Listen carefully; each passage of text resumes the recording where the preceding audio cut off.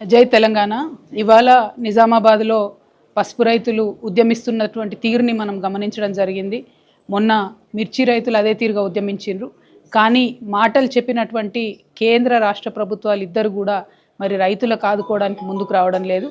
నిజామాబాద్లో పసుపు రైతులకు 15,000 మద్దతు ధర ఇస్తామని చెప్పి కాంగ్రెస్ పార్టీ అధ్యక్షుడిగా ఉన్నప్పుడు ఇప్పటి ముఖ్యమంత్రి గారు రేవంత్ రెడ్డి గారు మాట ఇచ్చి ఉన్నారు. అదే మాట గౌరవనీయులు రాహుల్ గాంధీ గారు కూడా చెప్తున్నారు. కానీ పసుపుకు ఇప్పుడు కనీసం 11,000, 9,000 కూడా రానటువంటి పరిస్థితులలో ప్రభుత్వం ముందుకొచ్చి మా నిజామాబాద్ పసుపు రైతుల్ని ఆదుకోకపోవడం అన్నది కేవలం రైతుల్ని నయవంచన చేయడమే, మోసం చేయడమే. కాబట్టి తక్షణమే రాష్ట్ర ప్రభుత్వం ముందుకొచ్చి పసుపు పంటను కొనుగోలు చేయాలని చెప్పి కనీసం 15,000 రూపాయలు మద్దతు ధర ఇవ్వాలని చెప్పి నేను డిమాండ్ చేస్తూ ఉన్నాను.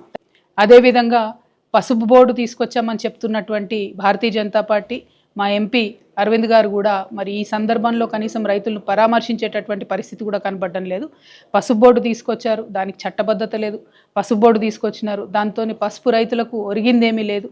కనీసము ఆ పసుపు బోర్డు ఇనాగ్రేషన్ టైంలో బండి సంజయ్ గారు ఒక మాట చెప్పినారు, మేము చాలా దీంతో పసుపు రైతులకు లాభం చేస్తాము, ధరలు పెంచుతామని చెప్పినారు. మరి ఆ ప్రయత్నం చేస్తున్నట్టుగా కూడా కనీసం కనబడతలేదు. సో ఇవాళ కేంద్ర ప్రభుత్వం కూడా ముందుకు రావాలని చెప్పి రైతులను ఆదుకోవాలి, పసుపు రైతులను అని చెప్పి నేను డిమాండ్ చేస్తూ ఉన్నాను. Thank you. జై తెలంగాణ.